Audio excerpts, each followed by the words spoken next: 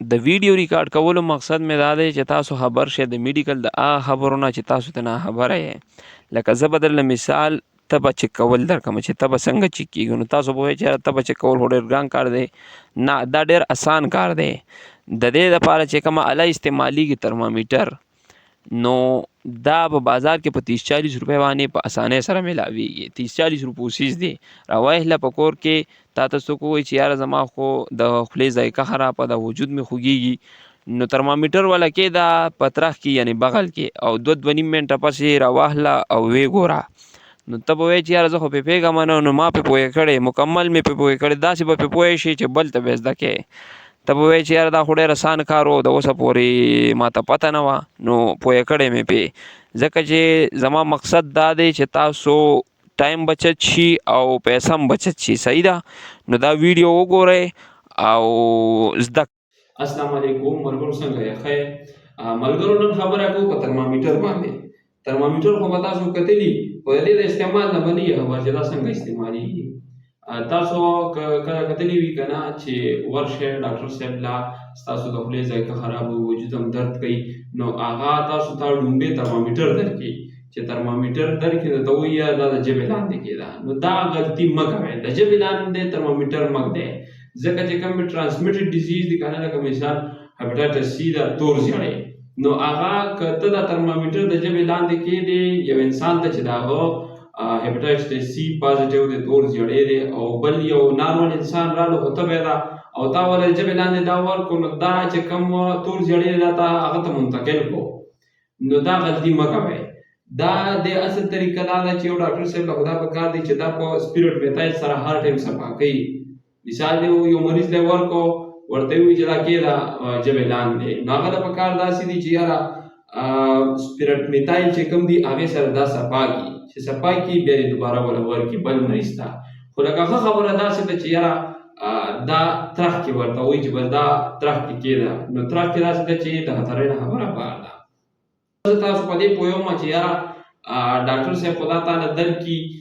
ژبې لاندې کېدی یا ترخ کې کېدی او 2-2.5-3 منټه پسې راواخلي او ویې ګوري داسې، ته وایې چې یاره دا پکې څه ګوري، او داسې په ښکته یې شیک کړي، نو بیا یې داسې وګوري که نه، نو ته به وایې چې دا دې کې ګوري څه شی. نو دغه څیز به زه تاسو ته نن ثابتوم چې یاره دا څیز پکې ګوري. نو زه تاسو ته اوس دا ښیم چې دا ګوري پکې څه شی.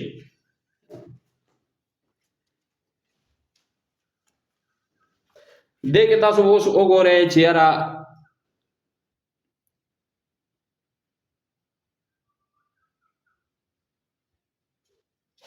دا اوس مونږ یو مریض ته ټمپریچر چک کو، د هغه ټمپریچر و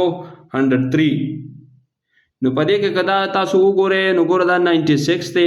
بیا ورپسې 8 دی، بیا پسې 100 دی، بیا پسې 102 دی، بیا ورپسې چې کوم دی 104 دی. په دې درمیان کې چې کوم دی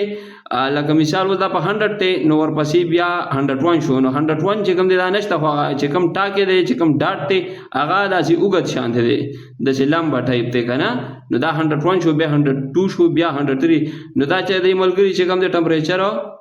103 دی. وګورئ 3 نه هم لږ ښکته دی، د 2 نه 102 نه لږ ببره دی. دا پاره تاسو لیدی شئ. نو دا تاسو لیدی شئ چې د 102 نه پاره لږه پاسته وینئ که نه، دا لږه پاسته. نو دا اوس زه شیپ کوم، بیا د دوباره م ښیم. نو دا تاسو وکته، دا اوس زه شیپ کوم. شیپ کوم مطلب دا ده چې دا سنډمه په ښکته باندې، دې پاره اوس زه تاسو ته دوباره بیا ښیم چې کوم ځای کې ده.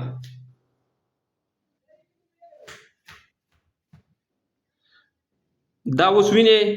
دا اوس راغله کوم ځای له راغله ګورئ. ها 96 دی که نه، 96 سره خوا کې ګورئ بالکل په 96 ودرېدله. ها ومو کتله ملګرو. نو دا تاسو وکتله ملګرو، پاره مې ته پکې ثابته کړه.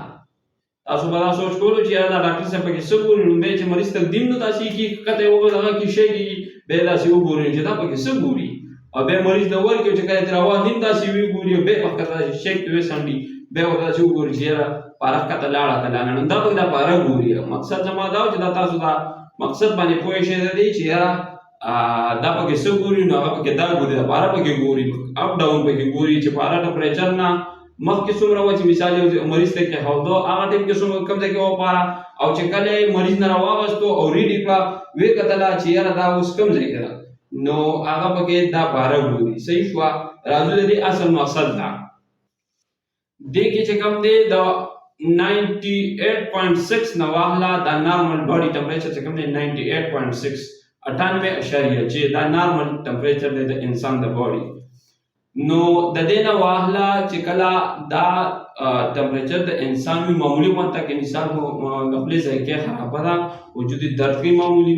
نو دا پوه شي چې 99 کې د ټمپریچر دی 99 کې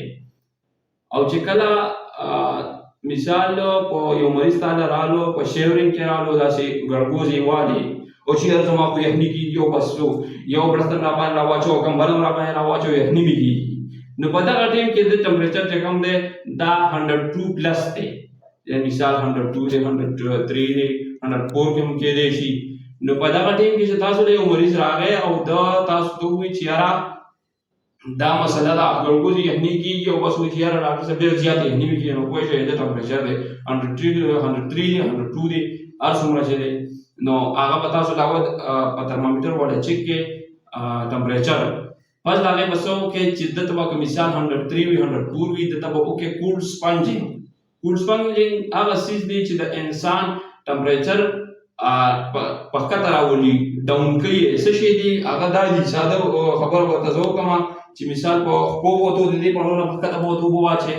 او دا لاس به ورته داسې لامده کې داسې خړې رډې اوبه ورته پرې واچئ او په سر به ورته اوبه واچئ او چیسټ به ساتئ چیسټ سینه به ساتئ د اوبو نه نو چې دا دې ورته وکړه دا کار تا وکړه نو پس د هغې به بیا د دوباره ټمپریچر ریډینګ کوي چې یاره د ټمپریچر څومره ته راغلو نو که د ده ټمپریچر 100 ته راغلي 99 ته راغلي نو دغه ټایم کې به ده ته 2 پیسې ورکړي پیناډال چې څه ته وایي پیراسیټامول دا به ورته 2 ډبلې ګولۍ ورکړي او بیا به رو دغه نه پس به یې لږ ګرم وساتي چې د وجود خوله وکړي خوله چې وجود یې پوز شي صحیح ده نو دې ځای پورې پوه شوئ نو دا چې کوم دی ترمامیټر د دې تبې دپاره استعمالیږي صحیح ده نو دې ځای پورې په خبره باندې پوه شوې که نه نو اصل او مقصدي خبرو ته راځو چې یاره ترمامیټر چې کوم دی دا د ژبې لاندې موږ دی صحیح ده چې ډاکټر تا ته هم وایي چې یاره د ژبې لاندې کېږده نو بس ډایرکټ ته په طرف کېږده د طرف بغل چې څه ته وایي بغل په دې کېږده بس سیف طریقه ده ټیک شوله نو که تاسو زده کول غواړئ څه زده کول غواړئ تاسو کورنۍ ډاکټري زده کول غواړئ کورنۍ په دې کلو علاقو کې چې کوم ډاکټران وي صحیح ده نو زما دا لیکچر چې تاسو ګورئ نو انشاءالله ډېر ژر به تاسو د کلو علاقو چې کوم ډاکټران وي د هغوی په شان د هغې نه به ایکسپرټ وي صحیح ده زه به تاسو ته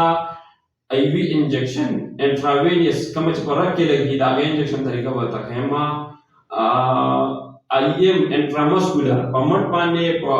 بټک باندې چې کوم انجکشن لګي هغې طریقه به درته ښیم کیلونه لګول کیلونه مست چې کوم ضروري دی هغه به درته ښیم د میډیکل ریلیټډ چې کومې خبرې دي ټوټل نه به زه تاسو خبروم او تاسو به کې داسې ایکسپرټ شئ انشاءالله چې دعاګانې به کوئ صرف زما مقصد دا دی چې تاسو پوهه شئ پوهه چې میډیکل څه شی دی میډیکل زده کړئ صحیح شوه اوکې ملګرو امید لرم چې دې ځای پورې به تاسو پوه شوي یې او د زده کړې کوشش کوئ او میلاویږو په بل لیکچر کې انشاءالله صدق الله العظیم